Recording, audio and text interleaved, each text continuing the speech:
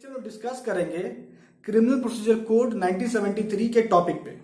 और इस लेक्चर में हम डिस्कस करने वाले हैं सिर्फ एक सेक्शन 195, क्योंकि ये लेक्चर का सीरीज का पार्ट 2 है, एपिसोड 2 है। क्योंकि इससे पहले वाले पार्ट एपिसोड में हम लोगों ने इससे पहले वाले सेक्शन को कवर अप कर लिया था। दैट मीन्स 190 से 194 सेक्शन हम लोगों ने इससे प्रीवियस वाले लेक्चर में हम लोगों ने डिस्कस करा था।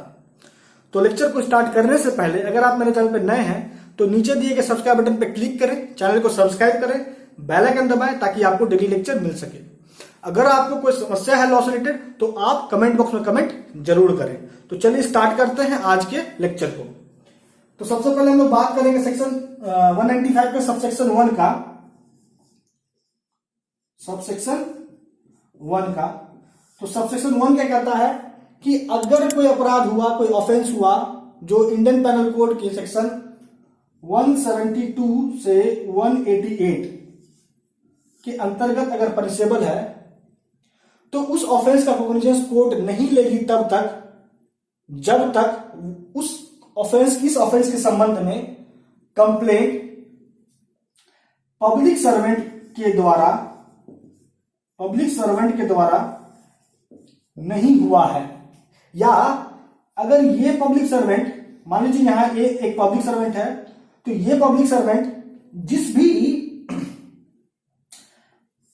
पब्लिक सर्वेंट का सबऑर्डिनेट होगा एडमिनिस्ट्रेटिवली, उस पब्लिक सर्वेंट के द्वारा नहीं होगा कंप्लेंट लिखित में, तो ऐसे अपराधों का कॉग्निजेंस कोर्ट नहीं लेगी। तो अब देखिए यहां थोड़ा डिटेल में समझिए बात को। पहले क्या कर रहा है कि ये जो सेक्शन का जिक्र यहां हुआ है 172 से 188 जो पनिशेबल है इंडियन पेनल कोड में, तो ये जो ऑफेंस है इसका जो संबंध है किस चीज से है? उस अपराध से है जो अपराध होता है पब्लिक सर्वेंट के ऑथोरिटी के कंटेम्प्ट को लेके। ये पॉइंट आपको क्लियर करना है, ठीक है। और अगर इन अपराधों को लेके अगर कॉग्निजेंस कोर्ट तभी लेगी जब इन अपराधों को लेके कंप्लेंट हुआ है उस पब्लिक सर्वेंट के द्वारा जिस पब्लिक सर्वेंट का ऑथोरिटी कंटेम्प्ट हुआ है ऐसे अपराधों से। समझ में आया? या फिर उस पब्लिक सर्वेंट के द्वारा जिस पब्लिक सर्वेंट का ऑथोरिटी कंटेम्प्ट हुआ, अवमानना हुआ ऑथोरिटी, वह पब्लिक सर्वेंट जिस भी पब्लिक सर्वेंट का एडमिनिस्ट्रेटिवली सबऑर्डिनेट है तो उसके सुपीरियर ऑफिसर के द्वारा कंप्लेंट के आधार पर ही कोर्ट कॉग्निजेंस लेगी। ये नोट करना है। और दूसरा पॉइंट कि ऐसा जो कंप्लेंट होगा वो लिखित में होना आवश्यक है। क्लियर? अब आइए जो आगे बढ़ते हैं सबसेक्शन 1 के प्रोविजन में। तो कहता है कि अगर इन अपराधों का अटेम्प्ट का प्रयास हुआ, मतलब इन अपराधों का अटेम्प्ट के संदर्भ में, इन अपराधों के अटेम्प्ट के संदर्भ में, इन अपराधों के कंस्पायरेसी के संदर्भ में, इन अपराधों के अबेटमेंट के संदर्भ में कोर्ट तभी कॉग्निजेंस लेगी जब कंप्लेंट, जैसा कि मैंने आपको बताया, उस पब्लिक सर्वेंट के द्वारा होना आवश्यक है लिखित में जिस पब्लिक सर्वेंट का ऑथोरिटी क्या हुआ है, कंटेम्प्ट हुआ है, या फिर वह पब्लिक सर्वेंट जिस भी पब्लिक सर्वेंट के एडमिनिस्ट्रेटिवली सबऑर्डिनेट होगा। दैट मींस कि उस पब्लिक सर्वेंट का जो सुपीरियर ऑफिसर होगा उसके कंप्लेंट पे ही कोर्ट कॉग्निजेंस लेगी, अन्यथा ऐसे अपराधों का कोर्ट कॉग्निजेंस नहीं लेगी। ना ही ऐसे अपराधों का अटेम्प्ट का कॉग्निजेंस लेगी, ना ऐसे अपराधों का क्रिमिनल कंस्पिरेसी हुआ तो उसका भी कॉग्निजेंस नहीं लेगी, ना ही ऐसे अपराधों का अगर अबेटमेंट हुआ है तो अबेटमेंट को भी लेके कोर्ट कॉग्निजेंस नहीं लेगी। क्लियर? समझ में आ रहा पॉइंट? अब जब भी ऐसा बात उठता है तो हम लोग को सबसेक्शन 1 के साथ सबसेक्शन 2 भी पढ़ना होता है। अब सबसेक्शन 2 को क्यों पढ़ना है यहां पे, इसके साथ देखिए क्यों पढ़ना है।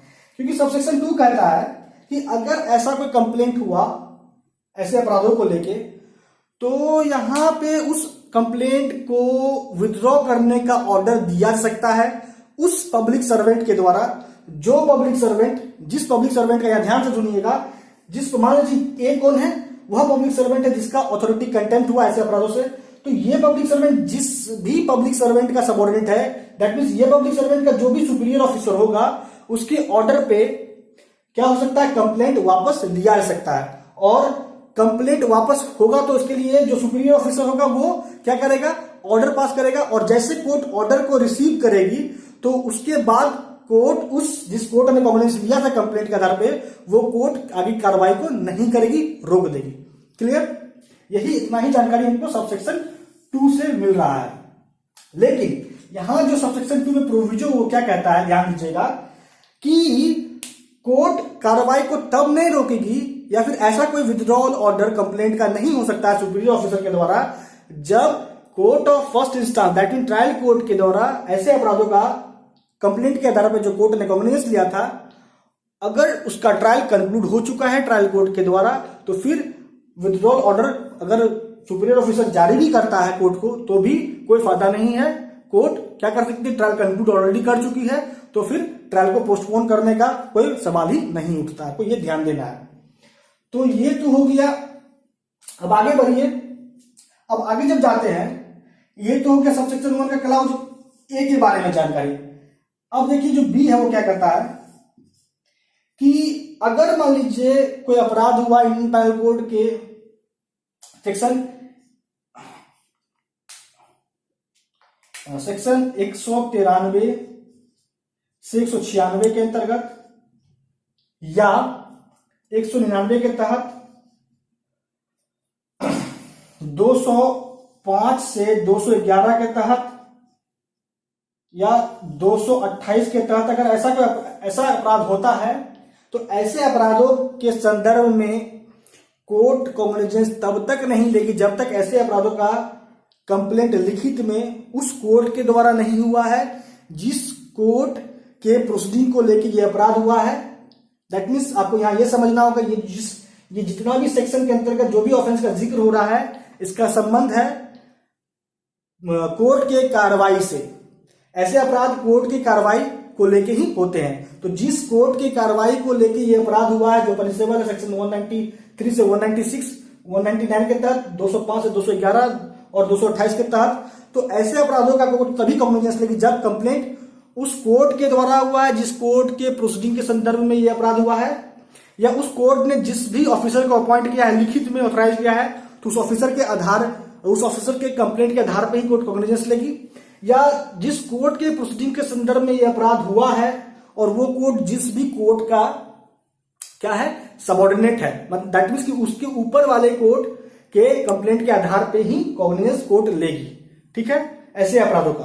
और इसके साथ साथ देखिए क्या कहता है कि ऐसे अपराधों का क्रिमिनल कंस्पिरेसी का भी कंटेम्प्ट उसी कोर्ट जिस कोर्ट के प्रोसीडिंग को लेके ऐसे अपराध हुए हैं तो उसी कोर्ट के कंप्लेंट पे उस कोर्ट ने अगर ऑफिसर अपॉइंट करा है लिखित में तो उस ऑफिसर के कंप्लेंट पे, और वो कोर्ट जिस कोर्ट के सबऑर्डिनेट है लेकिन उसके ऊपर का कोर्ट कोई है तो उस ऊपर वाले कोर्ट के कंप्लेंट के आधार पर ही कॉग्निजेंस लेगी। अगर ऐसे अपराधों का कंस्पिरेसी भी हुआ तो ऐसे अपराधों का अबेट करने का अगर मुकदमा बन रहा है तो, ऐसे अपराधों का अटेम्प्ट करने का मुकदमा बन रहा है तो भी, और कंप्लेंट लिखित में होना चाहिए। ठीक है।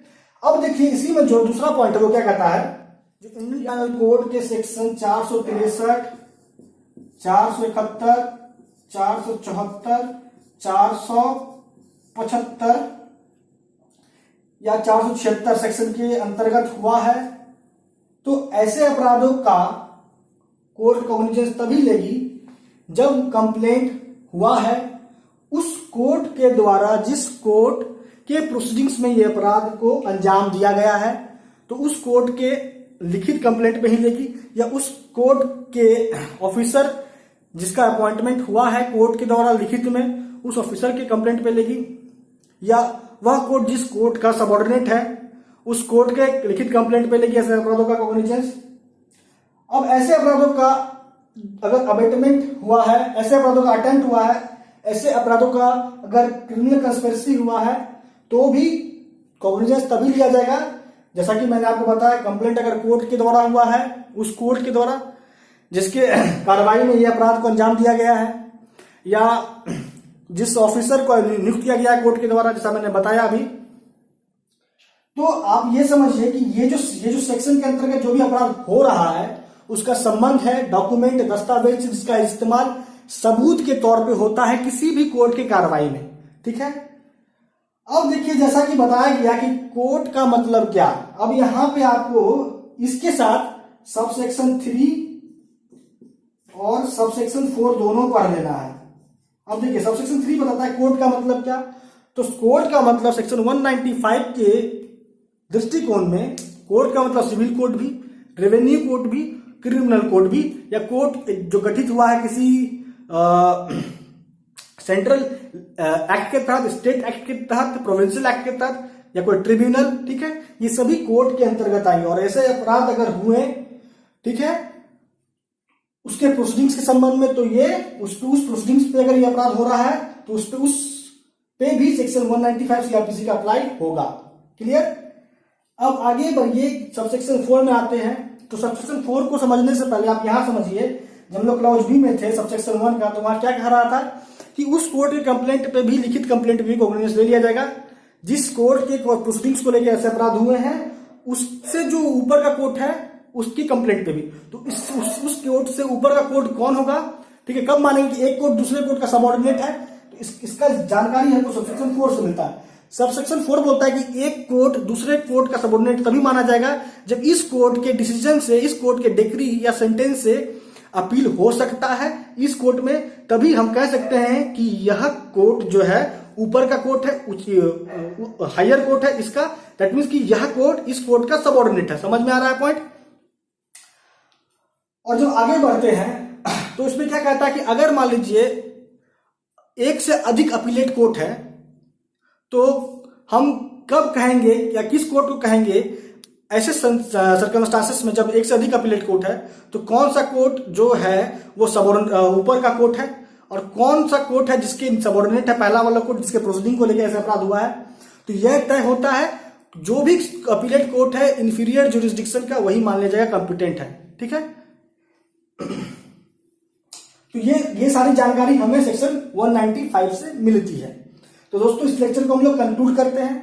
आज इस लेक्चर में बेसिकली हम लोगों ने एक सेक्शन को कवर किया, सेक्शन 195, जो काफी ब्रॉड है, और इसको हर प्रावधान, सेक्शन 195 के हर प्रावधान को मैंने डिटेल में डिस्कस किया, और बाकी जो प्रावधान को मैं इस सीरीज के नेक्स्ट लेक्चर में कवर कर लूंगा।